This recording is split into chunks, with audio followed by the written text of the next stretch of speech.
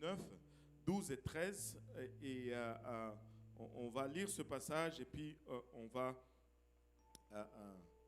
voir ce que le Seigneur va nous dire. Amen. Luc 19, 12 et 13. La parole de Dieu dit, il dit donc qu'un homme de haute naissance s'en alla dans un pays lointain pour se faire investir de l'autorité royale et revenir ensuite. Il appela 10 de ses serviteurs, leur donna 10 mines. Et leur dit, faites-les valoir jusqu'à ce que je revienne. Et aujourd'hui, on va parler un peu de faire valoir jusqu'à ce qu'il revienne. Amen. Alléluia. Regarde ton voisin, dis-lui, tu dois faire valoir. Alléluia. Prions tous ensemble. Seigneur, nous te rendons grâce encore une fois pour ton amour, ta bonté et ta fidélité. Papa, nous te remercions pour le privilège que nous avons de venir tous ensemble dans ta présence. Seigneur, de nous réunir avec les frères et les sœurs et Papa, de ressentir ta présence au milieu de nous, Seigneur. Papa, merci pour le prix payé pour tout ceci. Merci pour le sang versé, Seigneur, pour ta présence parmi nous, Seigneur. Père, alors que nous avons, Papa, retourné seulement une portion de ce dont tu nous as bénis avec dans ta maison, nous prions que tu l'acceptes et que tu le sanctifies, Papa, et que ça aide à l'avancement de ton royaume, Seigneur. Père, en ce moment, alors que nous allons également recevoir de ta part, nous prions que tu nous aides seulement, moi, à transmettre, tous à recevoir de ta part, Seigneur, et que cette parole puisse, Père, trouver une place dans nos cœurs où elle va germer, produire de fruits, et que ce fruit nous conduise dans la vie éternelle. Pas avec action de grâce, nous nous abandonnons maintenant entre tes saints bras. Et nous prions que ta volonté soit parfaite, car nous ne désirons rien de plus ni rien de moins que ta volonté avec nous ce soir. Au nom de Jésus, nous te prions. Nous disons tous au nom de Jésus. Alléluia. Alors que vous vous asseyez, est-ce que vous pouvez battre vos mains? Alléluia, juste pour le Seigneur. Et pousser un cri de joie vers son trône. Il est digne de tout honneur, de toute louange, de toute gloire et de toute adoration. Amen.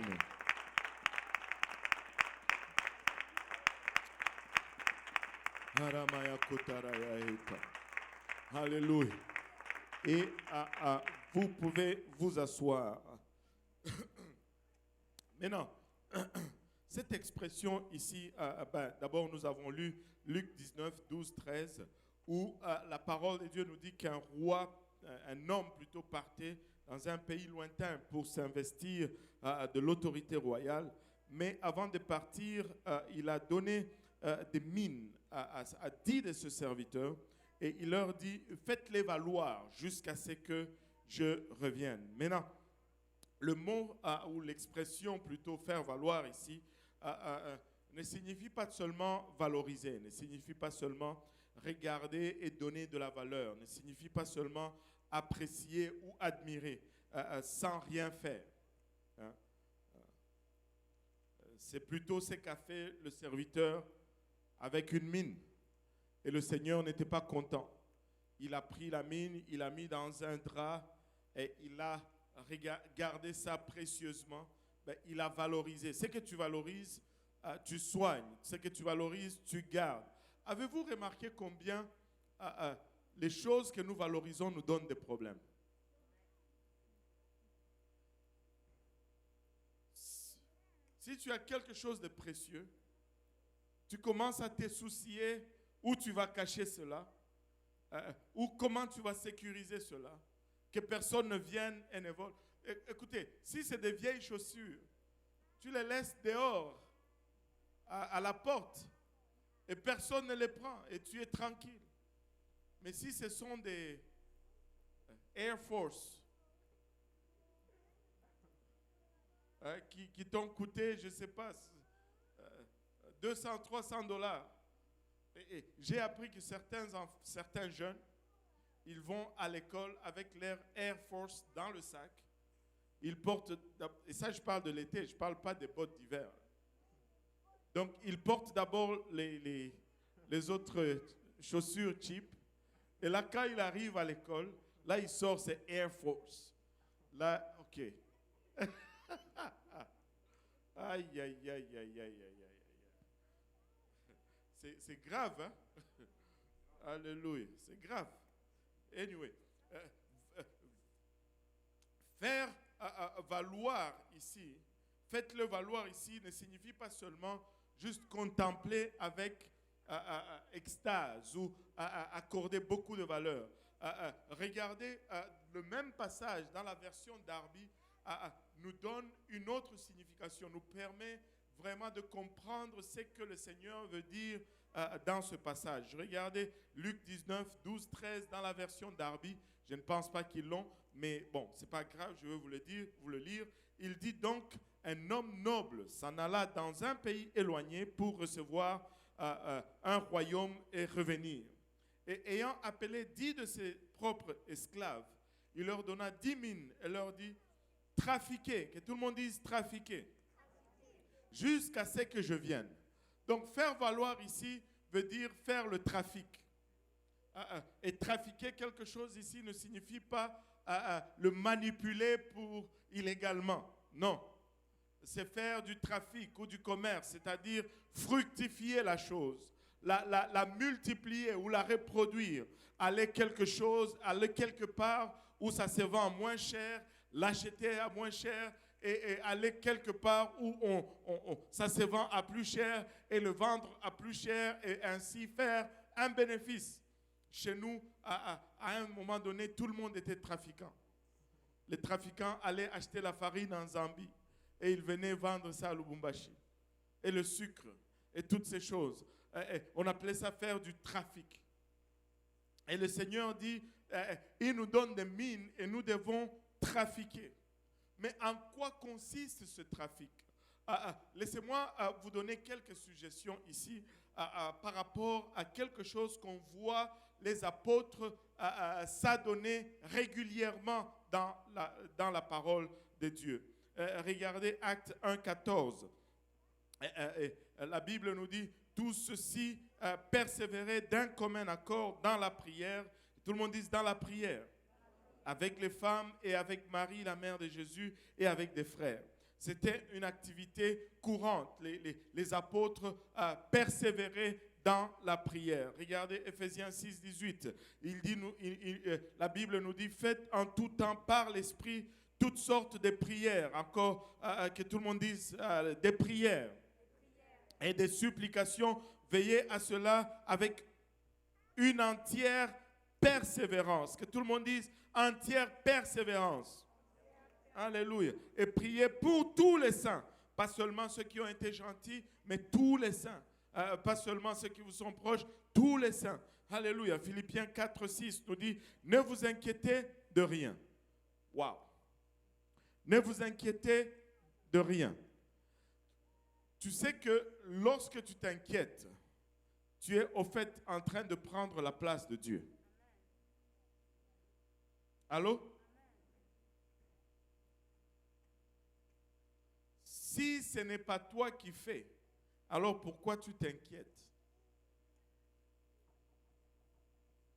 Ne vous inquiétez de rien. Hein? Ne vous inquiétez de rien. Mais en toutes choses, en combien de choses? Toutes choses. Faites connaître vos besoins à Dieu par des prières et des supplications avec des actions de grâce. On voit que l'Église primitive trafiquait beaucoup dans la prière. Allô? L'Église primitive était très enclin à la prière. Et non pas seulement une simple prière, mais une prière avec persévérance, une prière avec passion, une prière avec supplication. Regardez ce mot supplication. Alléluia. La supplication, ça vient du grec, le mot supplication vient du grec deomai. Deomai. Je suis instruit, je connais le grec. Deomai. Et deomai a cette connotation. La supplication a rapport avec la demande. Faites de prière avec supplication. Ça veut dire que tu peux prier sans supplication. Allô? Et il dit faites des prières et des supplications. Et la supplication a rapport avec la demande, mais elle va plus loin que la demande. La supplication, c'est plus que la demande. Demander signifie tout simplement faire connaître notre requête ou nos besoins. Mais la supplication, ça veut dire demander avec passion, demander avec persistance, demander avec focus, avec concentration. Quelqu'un qui supplie, il ne lâche pas. S'il te plaît, papa, s'il te plaît, maman, donne. Jusqu'à ce que tu es fatigué et tu dis, bon, je vais la paix, tiens. C'est souvent à la maison, il y en a un qui est comme ça, qui va fatiguer les parents jusqu'à... Mais souvent, c'est celui qui a des résultats. Allô? Il y a de ces gens comme ça, même à l'église. Quand ils t'accrochent, tu es grillé. Est-ce qu'il y a des gens ici qui sont comme ça? Vous ne voulez pas. C'est pas mauvais, c'est ce que la Bible dit qu'il faut qu'on soit, non? Allô? Au moins un qui est honnête. Deux, tu sais, quand tu veux quelque chose, tu demandes jusqu'à... Tu demandes jusqu'à... Tu ne lâches pas. Anyway.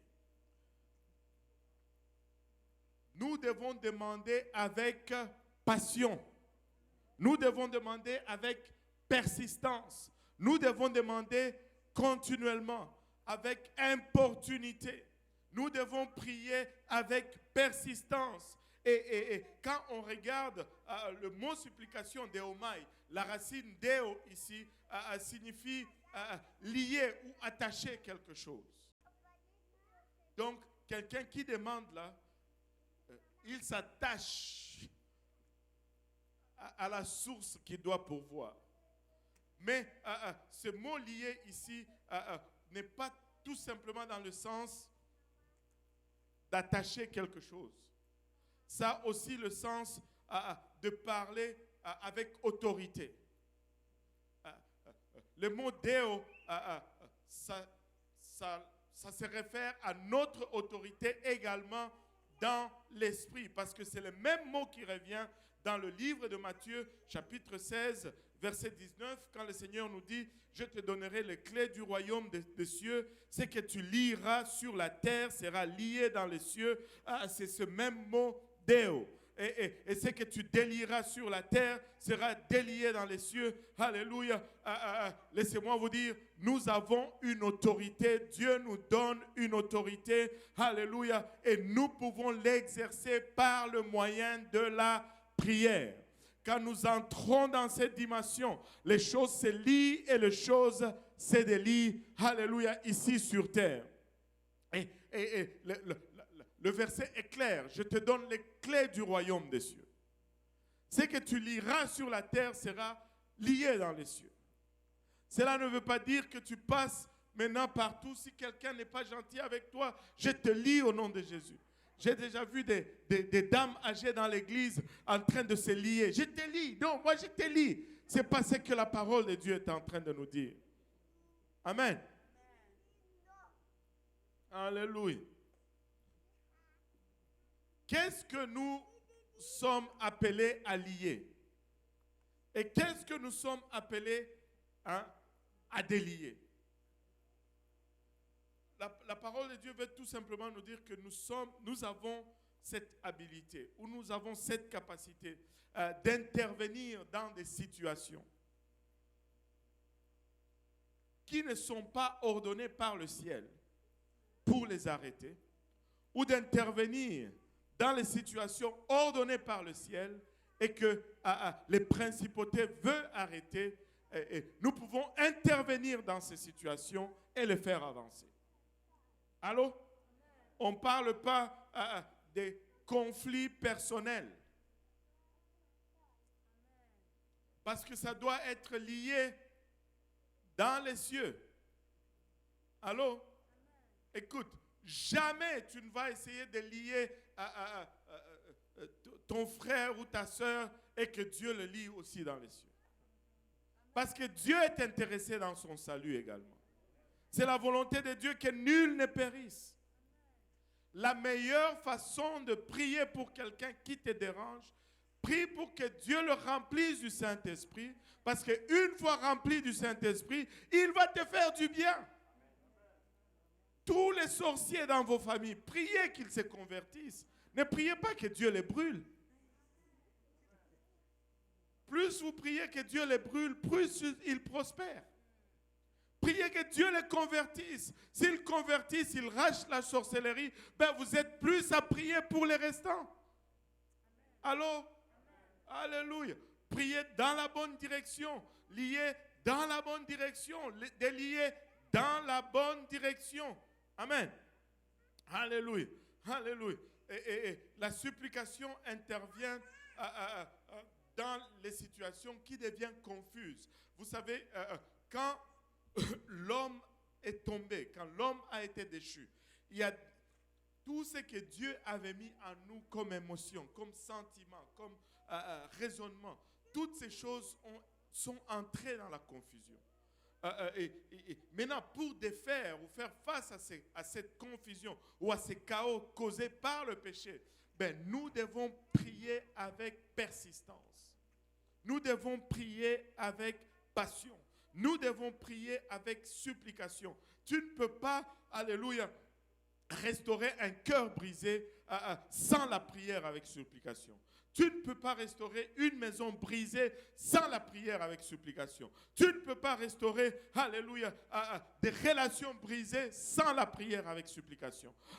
Et toutes ces choses sont dans la confusion parce que l'homme est déchu. La prière est une arme puissante pour restaurer.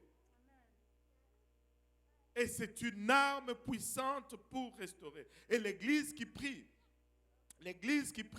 a une habilitation de la part de Dieu suite à ses promesses, de prier de manière à ce que l'enfer complote ne prospère pas.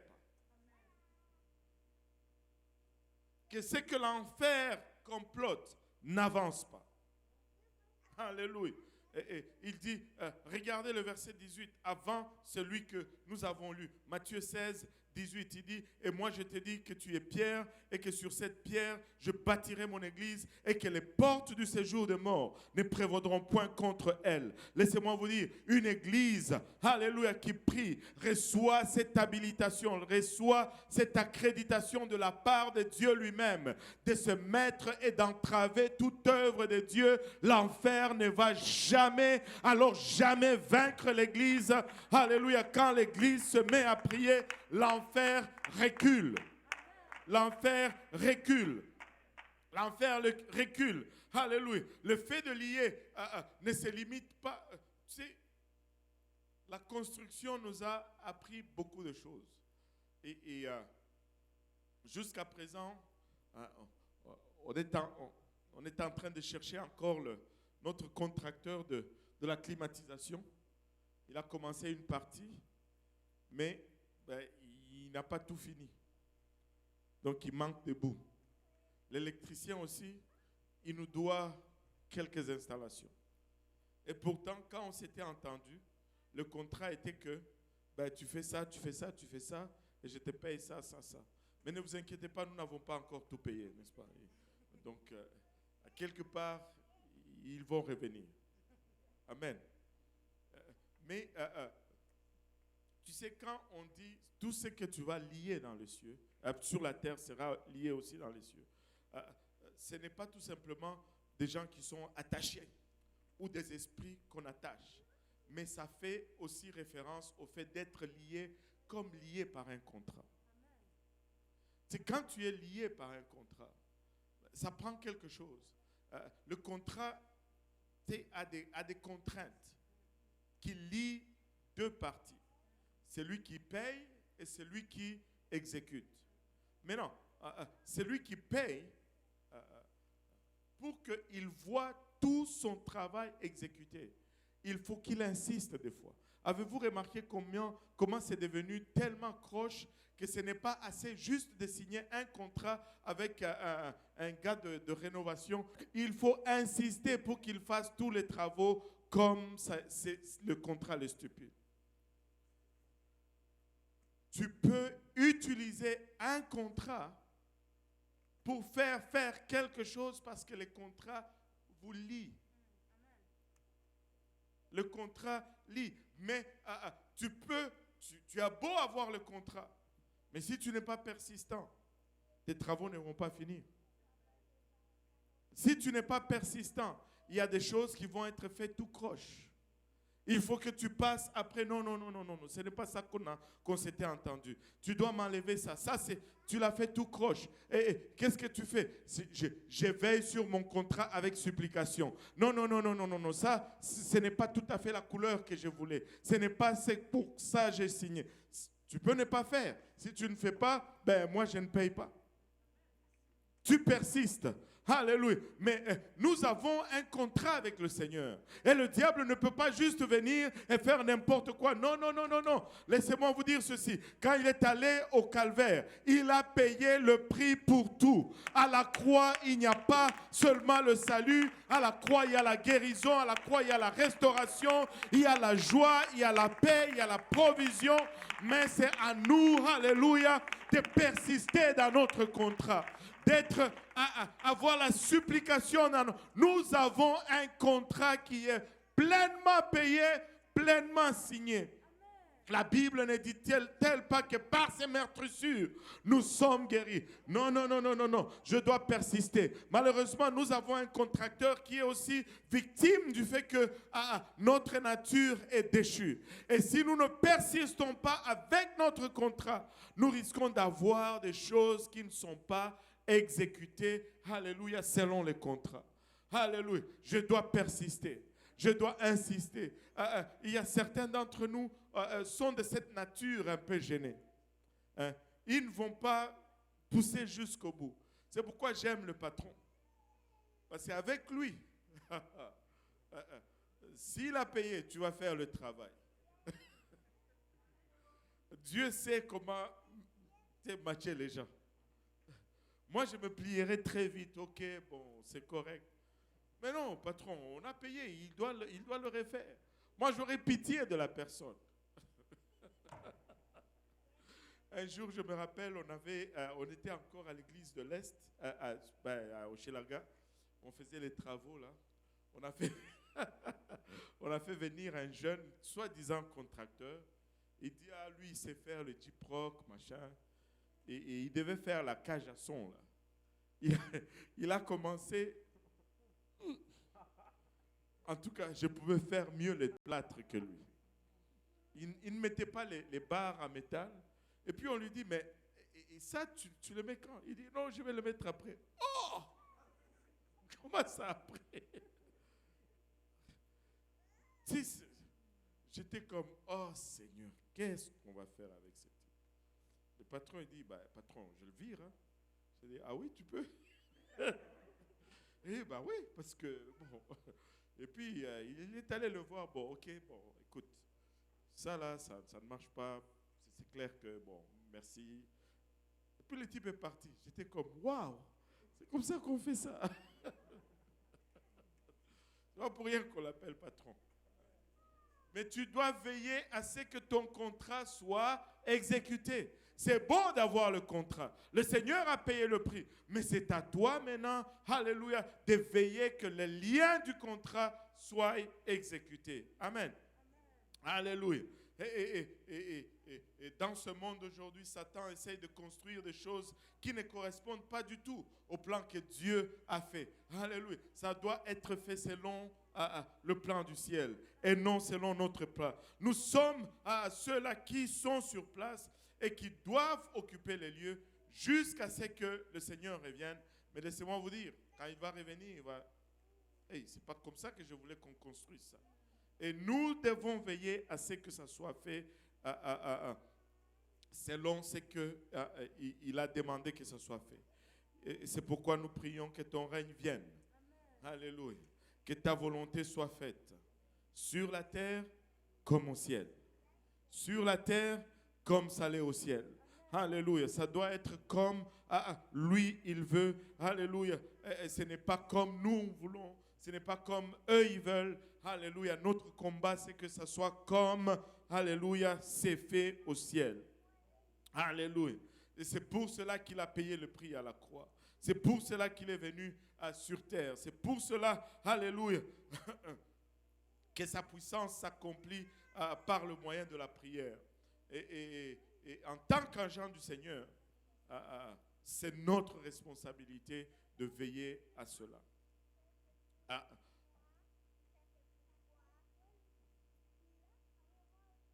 Nos actes de lier et de délier sur la terre ne pourront s'accomplir qu'en accord avec ce qui est déjà déclaré et voulu au ciel. Que cela soit fait sur la terre comme... Donc, il faut que ce soit en accord avec ce qui est fait au ciel. Et c'est pourquoi il est impératif de connaître la volonté du ciel. Et des fois, nous gaspillons des heures et des heures de prière parce que nous sommes loin de la volonté du ciel. Nous sommes dans nos propres volontés, dans nos propres désirs et dans nos propres besoins. Quand tu pries intensement et que ça bloque, des fois, examine un peu dans quelle direction tu es en train de prier. Examine un peu c'est quoi la volonté du ciel. Es-tu vraiment dans la volonté du ciel? Alléluia. En d'autres termes, si c'est déjà voulu au ciel, ce n'est pas nous qui allons faire arriver la chose. La prière, ce n'est pas moi qui pousse pour que la chose arrive. Non. La prière relâche ce qui est déjà fait dans le ciel et ça se fait ici sur terre. C'est comme ça qu'elle fonctionne. Ce n'est pas moi qui pousse. Je prie et puis ça arrive.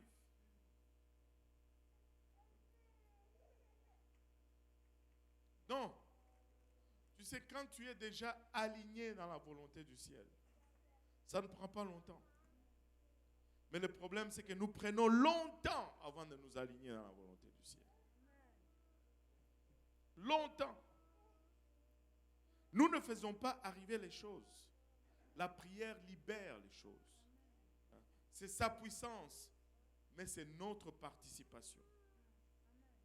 C'est la puissance de Dieu, mais c'est notre participation. Regardez un peu, si tu veux savoir comment être dans la volonté de Dieu, regarde ce passage, 1 Timothée 2, 1 à 4. Très, très, très révélateur. Il dit, j'exhorte donc avant toute chose à faire des prières, des supplications, des requêtes, des actions de grâce pour tous les hommes. Waouh! Il nous exhorte à prier. C'est 1 Timothée 2, 1 à 4. Regardez le verset 2. Pour les rois et pour tous ceux qui sont élevés en dignité, afin que nous menions une vie paisible et tranquille, en toute piété et honnêteté. Et il dit, cela est bon et agréable devant Dieu, notre Sauveur. Regardez le verset 4. Qu'est-ce que Dieu veut? Qu'il veut que certaines personnes soient sauvées et parviennent à la connaissance de la vérité. Non. Il veut que certaines personnes soient riches et. Il veut que certaines personnes... Non. Qui veut que tous les hommes soient sauvés. Ça, c'est la volonté suprême du ciel. Il veut que tous les hommes soient sauvés et parviennent à la connaissance de la vérité. Et la directive ici est très simple. Alléluia. La directive ici est très simple. Église, porte attention parce que ça va changer la dimension de ta prière. Si tu arrives à insérer ceci dans ta prière et que tu alignes ta prière dans cette direction, ça va être des explosifs à chaque instant. À chaque instant. Et la directive est de prier pour des questions qui sont plus grandes et plus importantes et plus larges que nos situations immédiates et nos préoccupations personnelles. Allô? Il faut aller au-delà de nous-mêmes. Il faut sortir de notre moi quotidien. Allô? Quand c'est moi, je, on passe à côté. La prière ne doit pas être un souci préoccupé, ou la prière ne doit pas être égocentrique. Dieu nous promet bien plus que cela. Dieu nous promet d'influencer notre culture. Dieu nous promet d'influencer notre ville. Dieu nous promet d'influencer notre société. Il dit prier pour les dirigeants afin que nous puissions vivre en paix. Ça, c'est une influence qui va au-delà de moi-même. Nous pouvons affecter notre ville. Nous pouvons affecter notre voisinage. Nous pouvons affecter notre école. Nous pouvons affecter nos familles. Nous pouvons affecter nos milieux de travail avec notre prière. Mais nous devons prier dans la bonne direction, afin que nous menions une vie tranquille et paisible. Vous savez, quand nous menons une vie tranquille et paisible, nous créons une atmosphère où les gens peuvent plus facilement parvenir à la connaissance de la vérité. Et c'est ça le but de Dieu. Il n'y a rien qui est fait sans que là-dedans, il y ait l'objectif d'amener quelqu'un au salut. Si Dieu guérit quelqu'un, c'est pour éventuellement produire le salut. Si Dieu donne à quelqu'un, c'est pour éventuellement produire le salut. Si Dieu élève quelqu'un, c'est pour éventuellement produire le salut. Si Dieu, place quelqu'un, c'est pour produire le salut. L'évangile, c'est le battement du cœur de Dieu. Le salut, c'est la seule raison pourquoi Dieu est venu, pourquoi il est mort à la croix, pourquoi il a payé le prix et pourquoi il nous a donné ses contrats et toute cette autorité et tout ce privilège. Et ça devait être notre premier objectif en tant qu'Église et en tant que chrétien. Si c'est par la maladie que Dieu va te sauver, laisse-moi te dire, tu peux prier comme tu veux, tu seras hors de la volonté de Dieu si tu pries pour la guérison. Il y en a que Dieu va tenir par la pauvreté. Je préfère aller au ciel pauvre que de mourir riche et aller en enfer. Je préfère aller au ciel boiteux que d'aller en enfer. Il y a un de nos anciens qui nous donnait cet exemple. Il dit que c'était une famille qui était une famille de natifs. Il allait dans les réserves et il prêchait l'évangile et il a connu cette famille. Et la dame avait une main infirme, mais elle était très forte. Et elle tapait son mari avec une main. Et là, le prédicateur est entré dans la famille, il a dit, ok, la parole de Dieu, il a commencé à prêcher la parole de Dieu. Il dit, bon, et les choses ont commencé à s'améliorer. Et là, un jour, il parlait avec l'homme de la maison, on lui dit, comment ça va? Il dit, ah, ça va bien, mais ça ne va pas parce que ma femme me tape encore. Elle dit, on va prier pour que Dieu la délivre. Tu vas voir, Dieu va nous donner un signe. Et ils sont allés, ils ont prié. Et pendant qu'ils priaient, waouh, par miracle, le bras qui était flétri a repris de force. Pourquoi vous riez déjà?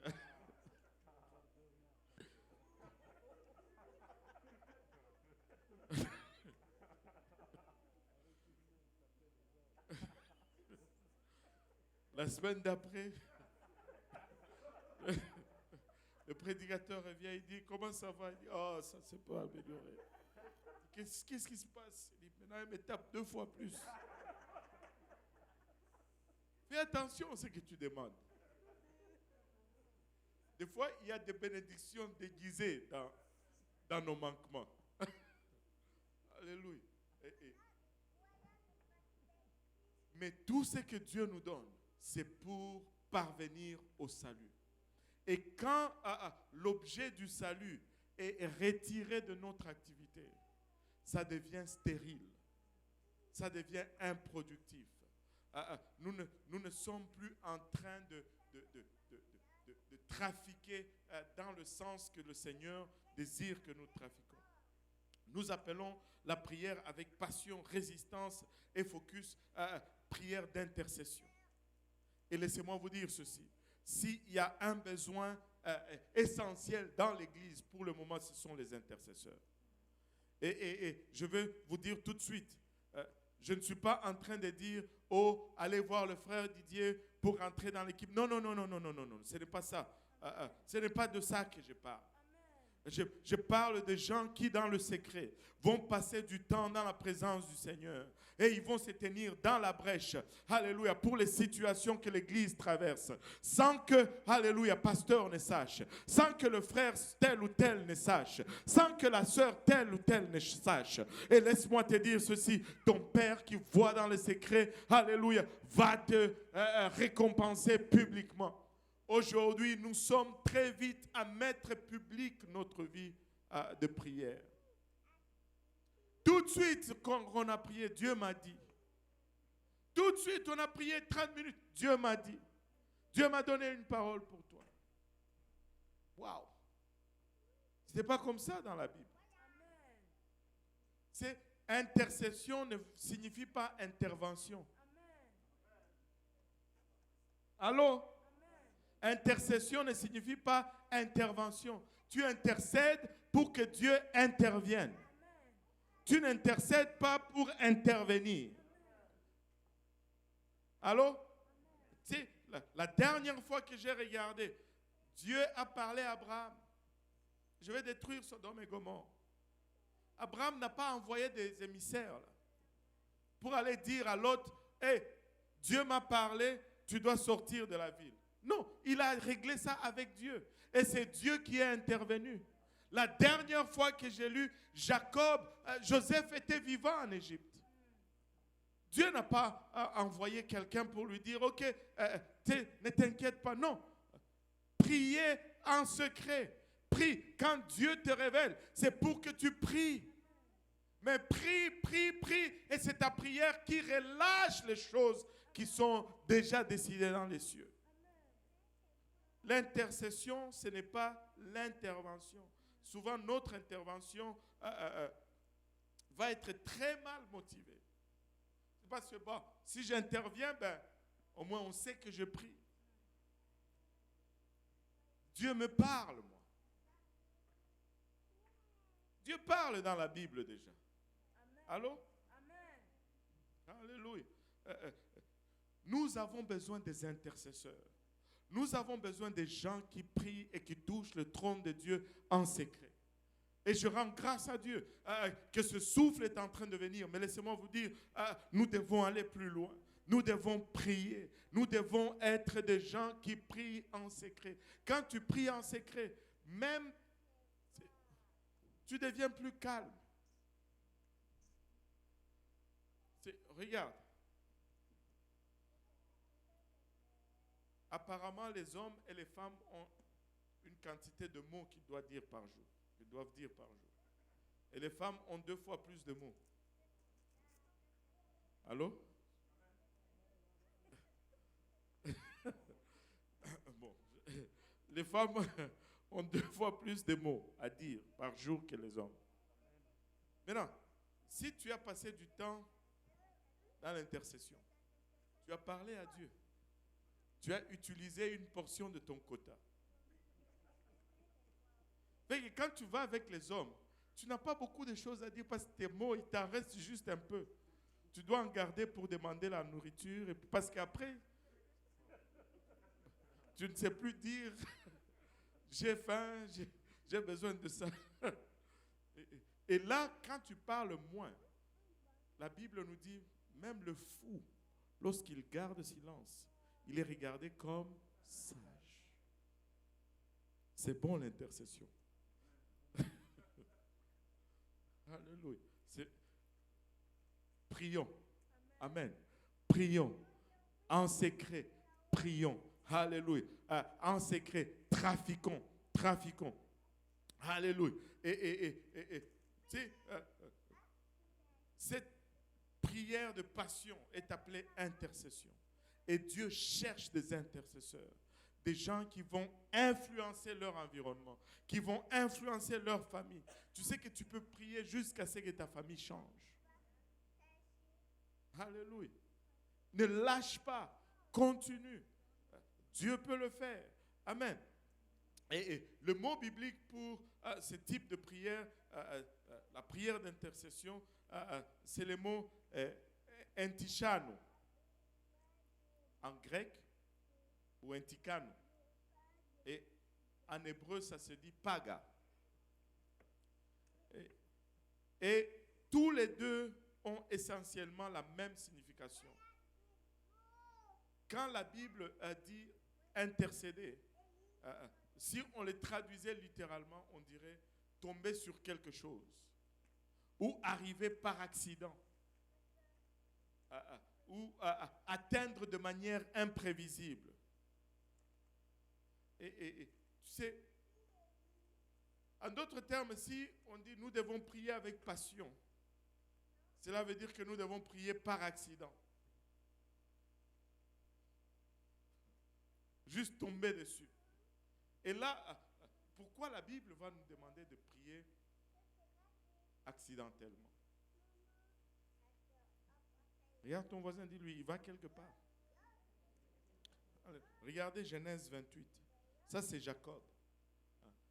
Genèse 28, 10, 11.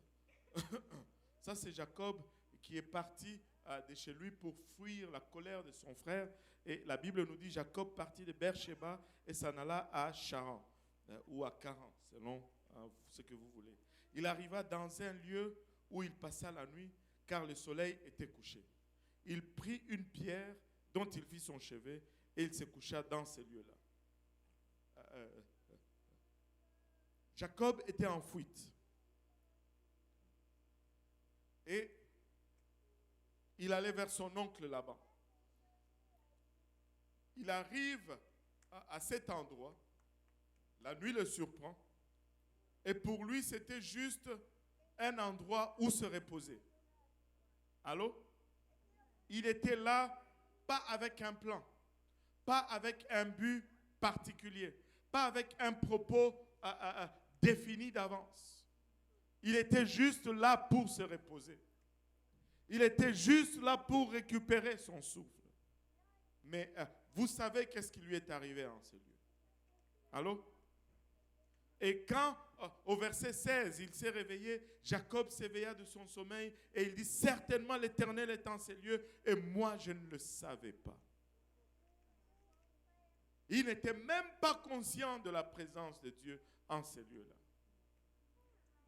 Pour Jacob, il s'agissait tout simplement d'un lieu de repos, un lieu au hasard, un lieu où la nuit l'a pris. Mais dans le plan de Dieu, que tout le monde dise dans le plan de Dieu, ces lieux allaient devenir l'étape importante, la plus importante de la vie de Jacob. C'est comme par accident, il était là et c'est comme par accident, il devait prier, mais ça c'est devenu la place ou la chose la plus importante dans la vie de Jacob. C'était un point tournant dans sa vie. C'était là où les choses ont commencé à changer pour lui. C'était là où il a réalisé éventuellement que Dieu était là et lui, il ne s'en rendait pas compte. Quelqu'un doit réaliser que la main de Dieu est dans sa vie et il n'est pas en train de s'en rendre compte. Quelqu'un doit réaliser cela et prendre un engagement sérieux et sincère avec Dieu. Jacob a erré ça et là tout le long. escroquerie ici, escroquerie là, mensonge ici, mensonge là, mais il n'a jamais connu la paix. Alléluia. Mais Dieu l'a surpris à cet endroit-là, juste par accident. Ce n'était pas dans le plan de Jacob d'être là. Ce n'était peut-être pas dans ton plan d'être ici aujourd'hui. Mais laisse-moi te dire, alléluia, tu peux arriver à cet endroit juste par accident. Mais ne passe pas cette opportunité. Arrête-toi, Ilabashata, et invoque le nom de Jésus-Christ dans ta vie et vois sa main de changer le cours de celle-ci. Alléluia. C'était juste une étape. Alléluia. Mais c'était la plus importante. C'est là où demeure vraiment l'idée de l'intercession. Alléluia. Ce qui semble aléatoire, ce qui semble juste accidentel, ce qui semble juste être une autre circonstance de la vie, juste quelque chose qui nous arrive à un temps juste indéterminé de notre marche. Laisse-moi te dire, ce n'est pas accidentel, c'est plutôt providentiel parce que rien n'échappe au contrôle de Dieu et tu peux lire ta Bible depuis le début jusqu'à la fin. Pas une fois le mot accident est marqué là-dedans. Tu n'es pas dans cette église par accident. Tu n'es pas là par hasard. Le frère qui t'a rencontré dans l'autobus ou sur les campus ou dans le parc, ce n'était pas un hasard, c'était un plan divin. Mais si nous apprenons à prier, si nous apprenons à intercéder et si nous apprenons à discerner ces moments comme des moments potentiels de changement éternel, si nous arrivons à réaliser que ces moments ne sont pas des coïncidences, mais c'est plutôt des providences, nous allons entrer dans une autre dimension d'intercession. Nous n'allons pas passer à côté des opportunités que Dieu nous donne pour impacter de vie. Je me rappelle encore une fois, alléluia, on était au 10-10 Saint-Antoine, la place de l'immigration. On était allé là avec mon épouse. C'était le jour qu'elle devait signer pour sa résidence et toutes ces choses.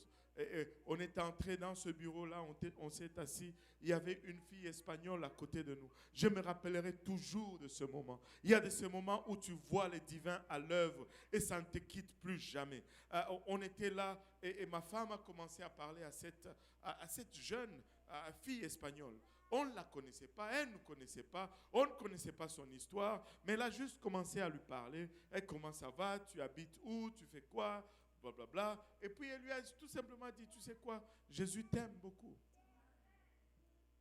Et pouf, elle a commencé à pleurer. Elle a commencé à pleurer. C'était un moment divin. C'était un moment qu'il fallait discerner. C'était un moment, alléluia. Et si nous sommes en prière, nous allons discerner et nous n'allons pas passer. Écoutez, nous pensons que nous vivons juste de façon aléatoire, d'un événement à un autre. Nous pensons que tout ce que nous avons rencontré sur la rue aujourd'hui était une coïncidence. Laissez-moi vous dire, ce n'était pas une coïncidence, c'était un ordre divin. Il n'y a rien, les coïncidences n'existent pas. Tout est ordre divin.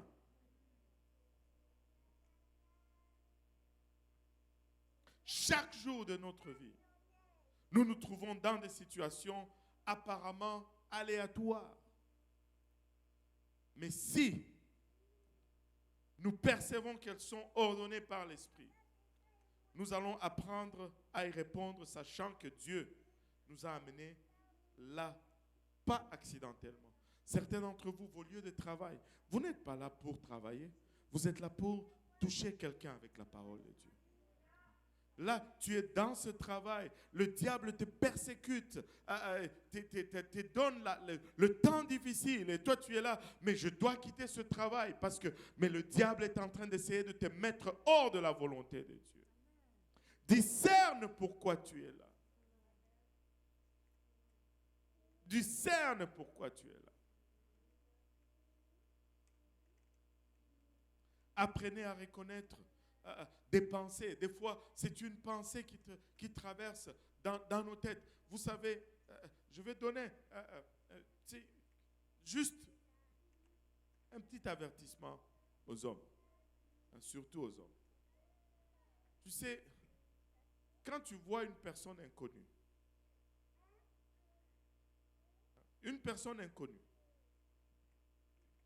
de sexe opposé, et là, tu te sens attiré par la personne.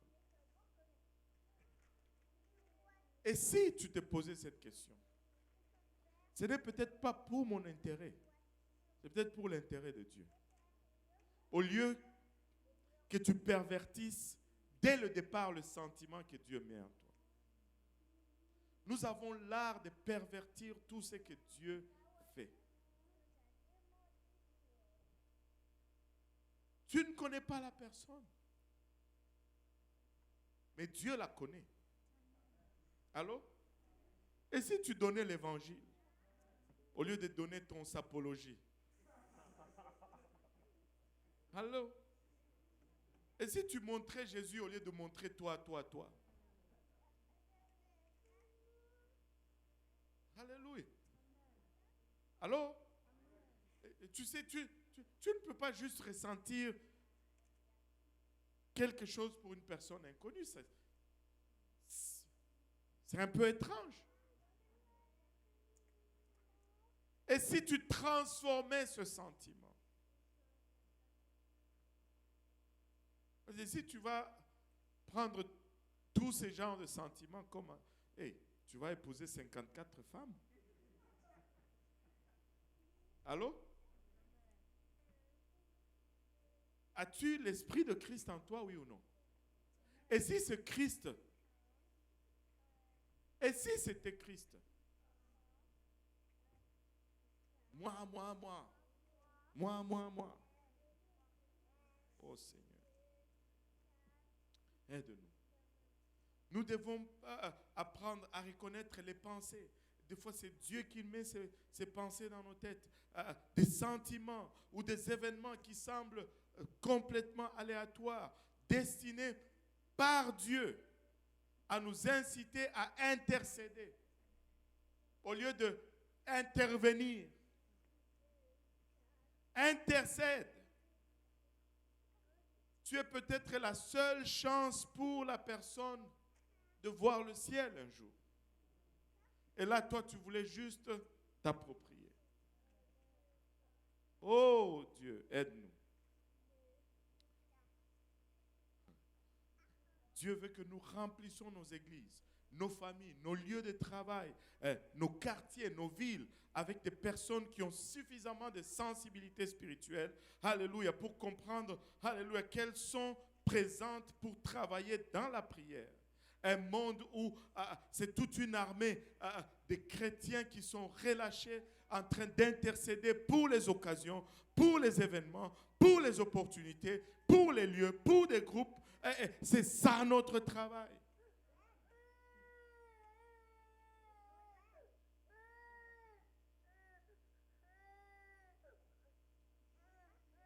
Si nous ne faisons pas cela, ce monde ne va pas connaître les conséquences du péché et l'espoir que Dieu a d'intervenir dans leur vie.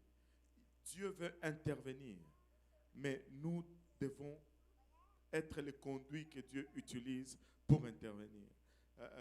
Et l'intercession se produit lorsque les gens se rendent compte que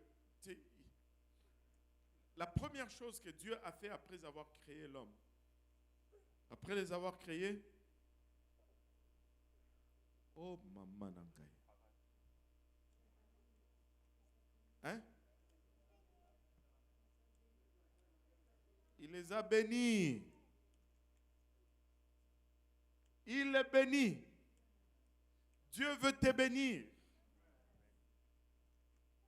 Si, même la personne qui est à côté de toi, là, que tu n'aimes pas, Dieu veut le bénir aussi. Allô? Oh, lui, c'est mon ennemi. Non, Dieu veut le bénir aussi. Allô? C'est la première intention de Dieu pour l'homme. Allô? Dieu veut bénir. Donc, soyez dans la volonté de Dieu. Dieu veut bénir. Dieu n'est pas là avec une flèche ou une arme attendant seulement la moindre occasion où tu fais une faute, il te tire dessus. Ce n'est pas ça que Dieu fait. S'il faisait ça, nous ne serons pas ici. Allô? Dieu veut bénir. Mais non seulement il veut bénir, mais il a mis des barrières pour que le diable n'attaque pas nos bénédictions. Mais le diable fonce dans ces barrières. Et quand nous prions et nous intercédons, en fait, nous empêchons le diable de venir corrompre les bénédictions que Dieu a préparées pour nous. C'est ça l'intercession. Dieu a préparé le salut pour le membre de ta famille. Mais avec l'intercession, tu te tiens dans la brèche et tu arrêtes le diable qui veut venir pour voler la plus grande bénédiction qui est le salut du membre de ta famille. On se tient dans la brèche et on empêche le diable de réussir dans ses entreprises. On empêche le diable, alléluia, d'avancer dans ce qu'il a planifié. Je me tiens ici, alléluia, nous tous, nous nous tenons ici comme des ambassadeurs du ciel. Nous sommes là comme des représentants du ciel. Cette planète n'est pas la nôtre. C'est pourquoi tu peux rechercher des biens matériels, mais cela va rester. Tu peux rechercher la popularité, mais nous n'allons pas rester ici. N'avez-vous pas lu que Dieu va détruire tout ce qu'il y a sur cette terre? Dieu va tout détruire. Donc, la seule chose qui va persister, ce sont les âmes. Nous n'allons pas sortir. La seule richesse que nous allons pouvoir amener d'ici, ce sont les âmes que nous aurions gagnées pour le Seigneur. Alléluia. Nous sommes des ambassadeurs, nous sommes des représentants et nous sommes là pour que le royaume de Dieu vienne ici dans ces lieux et que la volonté de Dieu soit faite maintenant. Vous savez, un ambassadeur s'assure toujours que la volonté de son pays est respectée dans un territoire étranger. Les intérêts de son pays sont défendus dans un territoire étranger. Alléluia. Maintenant, lorsque nous prions, nous allons prier par la parole de Dieu. Lorsque nous parlons, nous allons déclarer l'alliance que Dieu nous a donnée. C'est ça notre responsabilité. C'est là notre tâche. C'est pourquoi Dieu nous a laissés ici. Trafiquons, soyons impliqués dans le trafic. Soyons assidus dans le travail. Et il n'y a qu'un seul travail, c'est de gagner les âmes.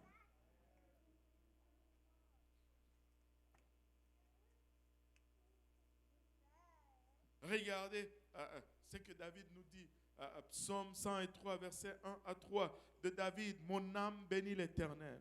Que tout ce qui est en moi bénisse son saint nom. Mon âme bénit l'Éternel et n'oublie aucun de ses bienfaits. C'est lui qui pardonne. Que tout le monde dise pardonne. Toutes tes iniquités et qui guérit toutes tes maladies. Il pardonne d'abord tes iniquités et il guérit tes maladies. Laissez-moi vous dire ceci. Alléluia. Le plus gros message que nous allons avoir à donner, c'est celui de l'Évangile. La plus grande cause pour laquelle nous allons nous tenir, c'est celle du salut des âmes. Et la plus grande mission que nous avons, c'est celle d'amener le plus possible à la connaissance du seul et unique vrai Dieu et à être participant de ce grand salut et de cette grande espérance. Alléluia. Alléluia, Jésus.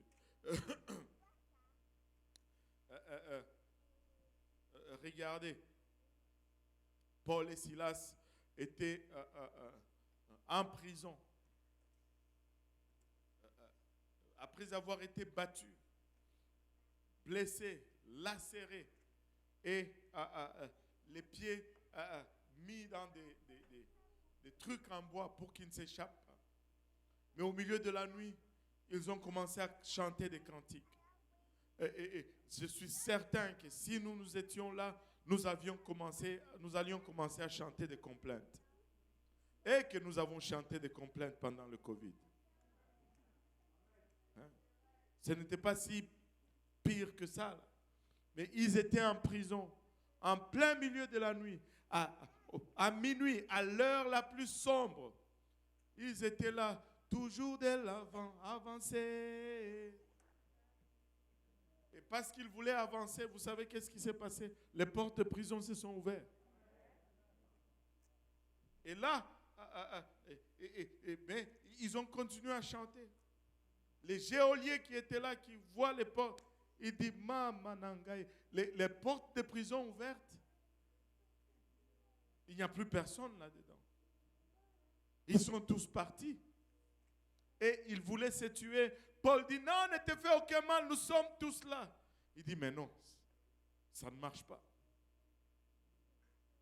Paul et Silas étaient là pour une raison. Ils étaient là pour une raison supérieure à leur bien-être personnel. Et nous sommes tous là, ne te fais aucun mal. Il dit, mais ce n'est pas normal. Il a pris la lumière, il est rentré dans la prison et il les voit tous là-dedans. Et écoutez, c'était un miracle qu'eux, ils soient restés là-dedans mais que les autres prisonniers restent aussi. C'était un miracle. Moi, je pense qu'ils avaient déjà prêché l'évangile là-dedans. Ils avaient déjà prêché l'évangile là-dedans. Et là, il dit, mais attends, ce n'est pas normal. Ces gens devaient être dehors. Ces gens devaient être à des kilomètres déjà. Ces gens devaient être en train de changer leurs vêtements de prisonniers. Mais qu'est-ce qu'ils font ici? Ce n'est pas normal. Et il a voulu tomber, alléluia, pour les adorer. Il dit, non, non, non, non. Relève-toi. Ça le dépassait. Ça l'a tellement choqué que lui-même s'est converti. Et regardez ce que Paul et Silas lui disent dans Actes 16, le verset 31. Paul et Silas répondirent, crois au Seigneur Jésus et tu seras sauvé, toi et ta famille. Un des versets très souvent très mal interprété. Je crois, pouf, ma famille est sauvée. J'ai vu beaucoup de gens qui ont cru, mais leur famille n'était pas sauvée. Et ça veut dire que cette parole n'est pas vraie? Non. Elle est vraie et elle reste véritable. Mais quand tu crois, alléluia, tu deviens cet agent, alléluia, qui va se tenir dans la brèche pour ta famille. Tu deviens cette probabilité devient maintenant réelle et tangible pour ta famille.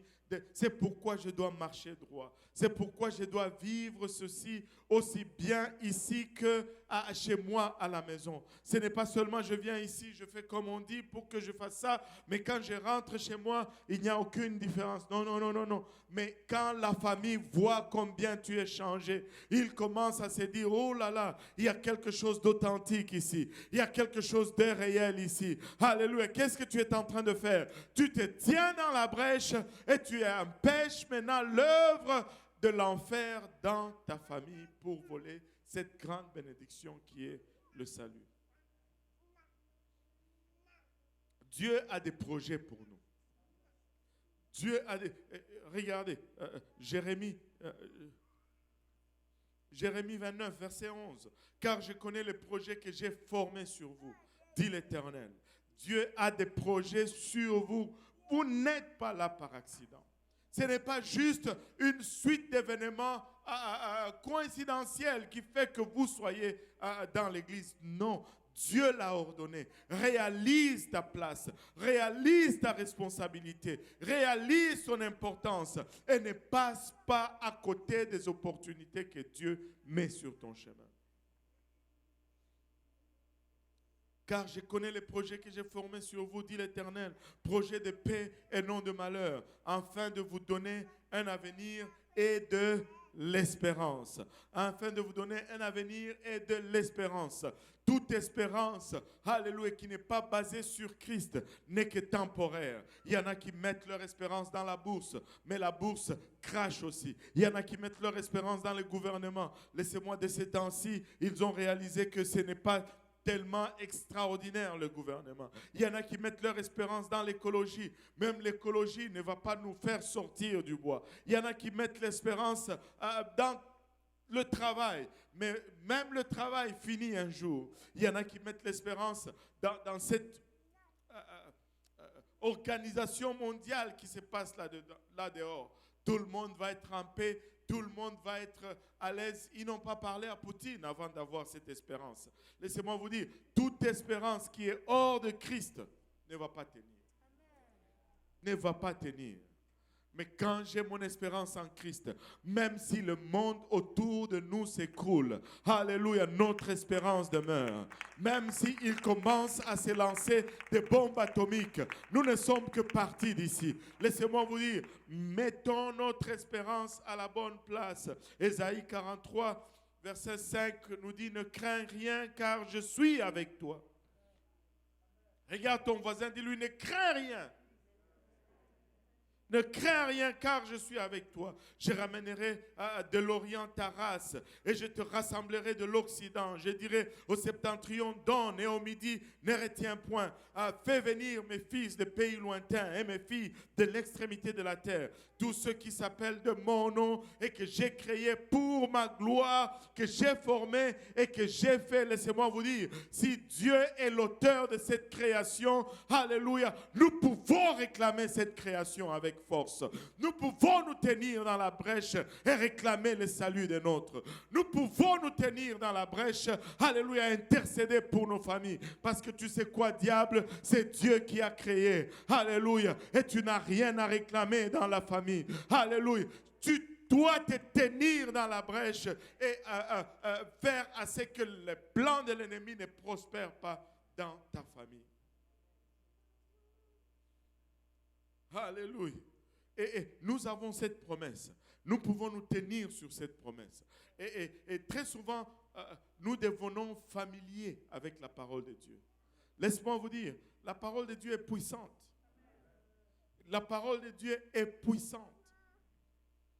Et quand nous devenons familiers, nous passons à côté de la puissance de la parole de Dieu. La parole de Dieu est puissante.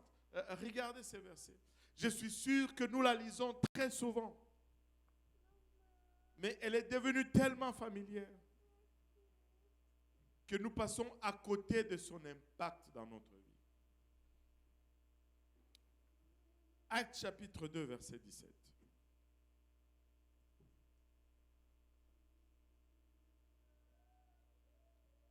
Dans les derniers jours, sommes-nous dans les derniers jours, oui ou non? Dans les derniers jours, dit Dieu, qu'est-ce qu'il fera? Je répandrai de mon esprit sur certaines chairs. Je répandrai de mon esprit sur l'église pentecôtiste unie internationale. Je répandrai de mon esprit. Et regardez, les catholiques sont en train de recevoir le Saint-Esprit. Les baptistes sont en train de recevoir le Saint-Esprit. Alléluia. Même les kimbanguistes peuvent recevoir le Saint-Esprit. Et ils peuvent être convertis. Laissez-moi vous dire, il n'y a pas un seul groupe que nous ne pouvons gagner à Dieu. Il n'y a pas une seule chair, alléluia, qui est assez perdue ou assez loin pour que Dieu ne la remplisse pas. Même les plus incrédules des incrédules, Dieu dit, tiens-toi dans la brèche, prie et intercède. Trafique, c'est ta mine que Dieu t'a donnée. Trafique-la, mais trafique-la. Il y en a qui ont rapporté 10 mines. Dieu a dit, bien fait. Remarquez, il avait 10 mines, il avait 10 serviteurs. Et il a donné une mine à chaque serviteur. Amen. Alors, il y en a un qui en a rapporté 10. Avec une seule mine. 10. Il a trafiqué. Et peut-être qu'il était dans un coin fertile. Qui sait? Peut-être qu'il était dans une place où ça... Mais je n'ai pas vu de différence entre celui qui avait une mine qui en a rapporté 10 avec celui qui avait une mine qui a rapporté 5 parce que les deux trafiquaient. Les deux trafiquaient. Laissez-moi vous dire, je vais finir avec cet exemple ou cette anecdote. Il y en a plusieurs qui connaissent, comment il s'appelle encore ça fait longtemps qu'on a, le frère Marrell Cornwall. Il raconte l'histoire de sa conversion. Il était jeune à l'époque du Vietnam. Et il était vraiment un hippie. Il se promenait toujours avec des shorts, en jeans coupés, des sandales, torse nu, avec un t-shirt s'il arrivait à en trouver une. Et là, il est entré au collège. Et là, il était arrivé au dortoir. C'était la première fois qu'il rentrait dans sa chambre. Et il y avait là un jeune qui allait à l'église pentecôtiste unie quelque part. Et quand il entre dans la salle, le jeune le regarde et dit, oh, praise the Lord. Puis il se tourne et il regarde, praise the who? C'était un vocabulaire complètement nouveau pour lui. Gloire à qui? C'est quoi cette affaire-là? Il dit que à chaque fois qu'il dormait sur son lit, les jeunes, lui, il avait son lit plus bas. Il sortait son tapis la nuit et il commençait à prier, il parlait en langue. Il disait, ça me donnait la chair de poule. Je me disais, mais avec qui est-ce que je me suis retrouvé dans la chambre? C'est un spiritueux malade. Il dit que quand il commençait à prier, il y avait des choses qu'il ressentait dans l'esprit. Il ne pouvait pas rester dans cette salle, dans la chambre. Il dit, il sortait, il claquait la porte. Il dit un jour, le jeune priait, il descend de son lit et il dit, je vais lui donner un coup de pied dans les côtes, comme ça il va arrêter. Mais il voulait donner un coup de pied, mais il n'a pas été capable. Et il dit, je prie pour toi. Les jeunes lui disent, je prie pour toi, avec un sourire. Et il dit, un jour il est sorti comme ça, il a claqué la porte. Et après au retour, quand il est revenu, il est monté sur son lit, il s'est couché. Là au milieu de la nuit, il n'a pas compris ce qui a commencé à le saisir. Les larmes ont commencé à couler de ses yeux. Il dit, il appelle le type en bas, il dit, je vais aller à l'église demain avec toi. Ils sont allés à l'église. Le Seigneur l'a rempli du Saint-Esprit. Et le frère Marel Conwell est devenu un grand gagneur d'âme. C'est lui qui est un des écrivains de l'étude biblique Explorons la parole de Dieu. Il est un des auteurs d'Explorons la parole de Dieu. Il a fait des études bibliques partout. Il a fait des études bibliques dans la Maison Blanche. Il a fait des études bibliques dans des maisons délabrées. Il a des histoires et des histoires et des histoires d'études bibliques. Mais ce jeune homme-là, dans toute sa vie, Marel Conwell est la seule personne qui l'a gagné au Seigneur. Il est la seule personne qui l'a gagné au Seigneur. Est-ce que c'est parce qu'il n'a pas essayé? Non, il a essayé. Il a travaillé, mais c'est tout ce que le Seigneur lui a permis de gagner. Mais par contre, Marel Conwell, il a gagné des centaines et des centaines et des centaines. Et nous ressentons l'influence de Marel Conwell jusqu'ici par le moyen des études bibliques. Il est venu ici, il a prêché et il nous a influencés. Aujourd'hui, nous courons de maison à maison. C'est cette même sémence aujourd'hui. Et si ce jeune homme-là, au lieu de prier, passait du temps sur son iPhone, et si ce jeune homme-là, au lieu d'intercéder, passait du temps à jouer sur PS4, pouvez-vous imaginer les conséquences dans le royaume? Je dois prier. Je dois intercéder. Je veux être conscient de chaque événement. Je veux être conscient à chaque endroit que je veux. À chaque endroit que je vais demander, Seigneur, qu'est-ce que tu veux que je fasse? Qu'est-ce que tu veux qui arrive en ces lieux? Permets-moi d'entrer dans ta volonté, Seigneur. Et des places où le diable voudrait te sortir. Dis, Seigneur, je voudrais sortir, mais pas avant d'accomplir ce que tu m'as envoyé accomplir dans ces lieux.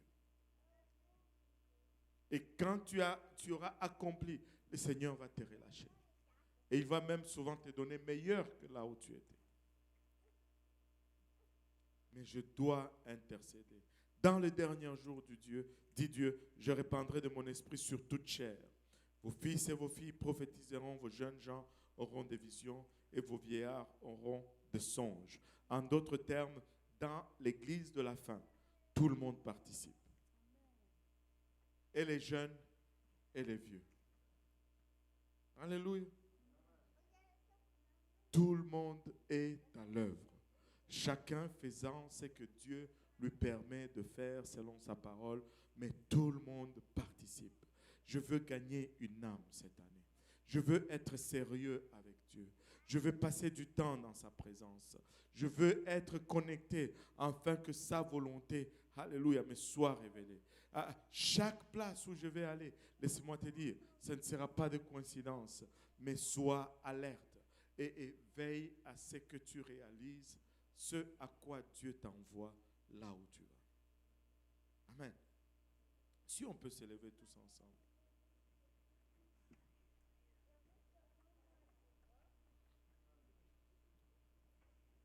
Il dit, trafiquez jusqu'à ce que je vienne. Trafiquez jusqu'à ce que je vienne.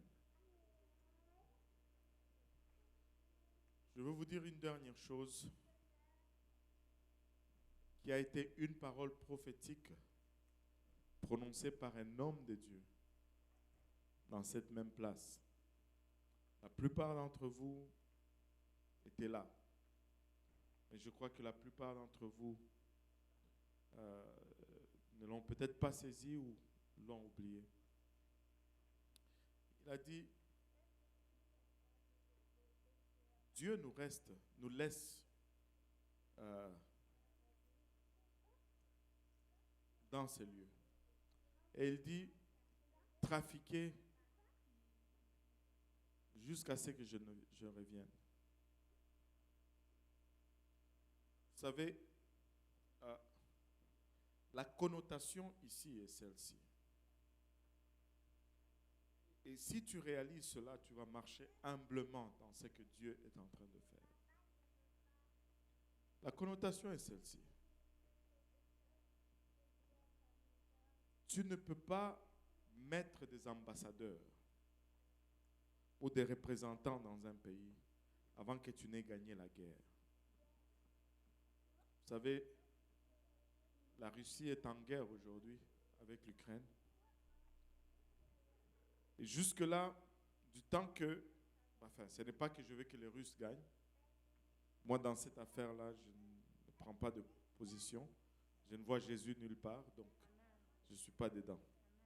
Allô? Mais laissez-moi vous dire ceci. Le côté qui gagne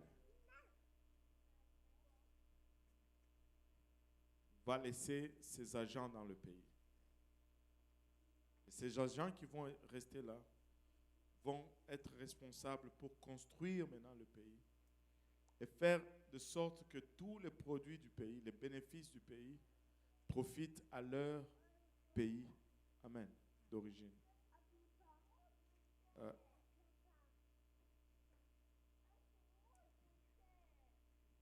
Et la parole prophétique qui nous a été donnée, c'est ceci. Il y a un temps pour faire la guerre et il y a un temps pour bâtir. Tu ne peux pas bâtir pendant que tu fais la guerre. Allô? Tu ne peux pas bâtir pendant que tu fais la guerre. Et des fois, nous confondons la période dans laquelle nous sommes. Laissez-moi vous dire ceci. Nous sommes dans la période de bâtir. Nous sommes dans la période de bâtir. Cela ne veut pas dire que, ok, on ne prie plus. Non, non, non, ce n'est pas ce que je veux dire. Mais c'est par la prière que nous allons bâtir. Mais nous devons prier différemment. Tu sais, si nous sommes toujours en mode guerre, nous n'allons jamais bâtir. Si nous sommes toujours en mode de guerre, nous n'allons jamais voir le royaume. Et David était le guerrier. Dieu a dit, tu ne vas pas bâtir. Mais lorsque Salomon est passé au trône, Dieu lui a donné la paix pour qu'il puisse bâtir. Le peuple de Dieu, c'est notre temps de bâtir. Bâtissez. Ne soyez pas en guerre. Je ne veux pas dire que le diable va nous laisser tranquilles, mais nous sommes déjà vainqueurs. Nous avons déjà la victoire. Mais nous devons fructifier cette victoire. Est-ce que nous devons déposer les armes? Non, non, non, non, non. Nous devons toujours montrer que nous sommes prêts à nous battre. Mais c'est le temps de bâtir. C'est le temps de bâtir. C'est le temps de bâtir. Et Dieu veut élever tellement. Regardez, si tu shiftes seulement et que tu commences à construire, à édifier, à gagner, ça va être explosif. Tu ne vas pas réaliser ce que Dieu va accomplir avec toi. Il y a des âmes, il y aura tellement d'études bibliques, tellement de gens baptisés, tellement de familles à édifier. Mais nous sommes appelés à bâtir. C'est le temps de construire. Amen. Et nous devons changer de mentalité. Et nous devons marcher comme des conquérants et commencer à construire le royaume. Amen. Alléluia. Pouvons-nous élever nos voix pour un moment?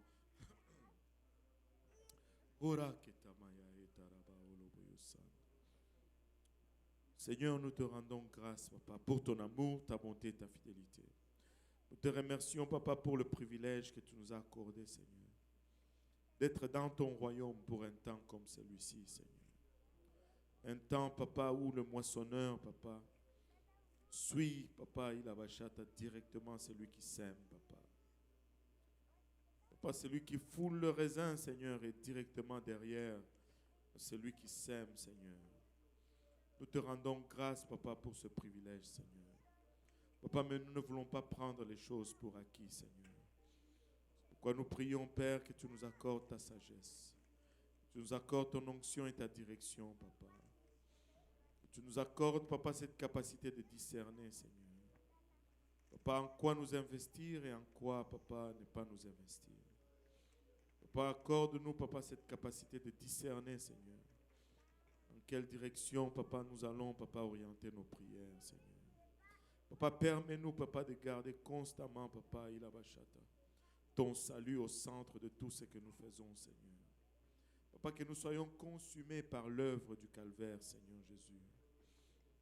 Papa, que nous ne réduisons pas le calvaire, Papa, à un outil de satisfaction temporaire, Seigneur. Papa, que nous réalisons, Papa, que le calvaire, Papa, produit, Papa, l'éternel, Seigneur. Papa, permets-nous, Seigneur Jésus-Christ, d'évoluer dans cette dimension, Seigneur.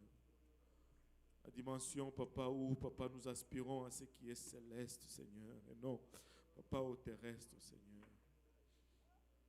Père, là où ton royaume, Papa, devient palpable au milieu de nous. Papa, là où, Papa, tout événement, Seigneur, dans notre vie, Seigneur, Papa, sont perçus, Papa, comme des opportunités, Seigneur, pour l'avancement de ton royaume. Père, aide-nous à rentrer dans cette dimension, Seigneur. Là où, Papa, nous ne sommes plus, Papa, au centre, Papa, de nos prières. Et là où, Seigneur Jésus-Christ, Père, ce sont les âmes qui sont au centre, Papa, de nos préoccupations, Seigneur. Papa, permets-nous, Seigneur Jésus-Christ, d'assujettir, Papa, nos pensées à ton esprit, Seigneur. Père, aide-nous à nous défaire, Papa, de tout ce qui est charnel, Seigneur. Papa, cette chair a une telle emprise sur nous, Papa, Nous prions que tu nous aides, Papa, à nous défaire de cette emprise, Papa. Et à ne pas percevoir, Papa, ce que tu mets en nous, Papa, du point de vue charnel, mais plutôt du point de vue spirituel et du point de vue de ce que tu veux accomplir, Papa. Et que ta volonté soit parfaite, Papa, dans nos vies, Papa, individuellement, dans nos familles, Papa, respectivement et dans ton Église collectivement, Seigneur. Papa, nous ne désirons rien de plus, ni rien de moins que ta volonté, Seigneur. Élève, Papa, Ilabachata, des gens de prière. Élève, Seigneur, des femmes de prière, des hommes de prière, Papa, qui prient dans le secret, Seigneur. Alléluia. Papa, qui n'ont rien à désirer, Papa, une reconnaissance, Papa, publique, Seigneur. Papa, mais qui cherchent ta face et qui désirent ta gloire au milieu de ton peuple et de ton Église, Seigneur. Rends-nous assoiffés, Papa, Ilabachata, de ta main qui bouge au milieu de nous, Seigneur. Rends-nous détachés, Papa, de toute recherche de crédit, Papa, personnel, Seigneur, afin que tu sois le seul qui reçoive louange, honneur et gloire au milieu de nous.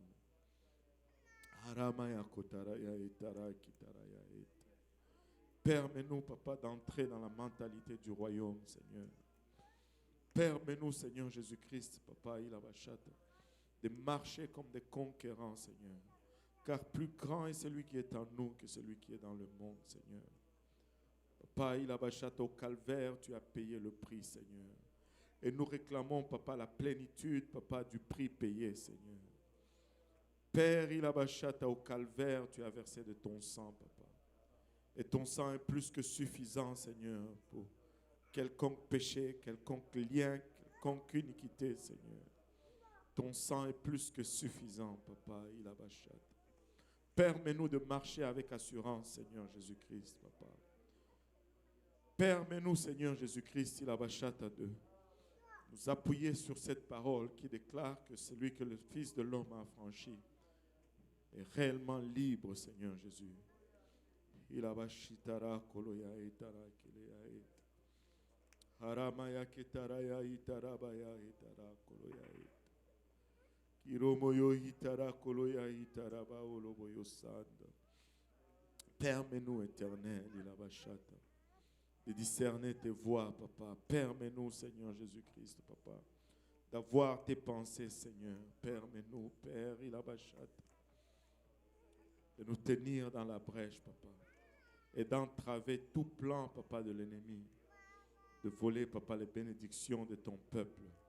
Ce peuple que tu as créé, Seigneur, et ce peuple que tu as racheté, Papa. Au nom de Jésus, nous te prions, Seigneur. Au nom de Jésus, Ilabashata. Au nom de Jésus. Alléluia. Pouvons-nous tous dire ensemble au nom de Jésus? Pouvons-nous dire au nom de Jésus? Alléluia. Nous pouvons marcher dans l'assurance.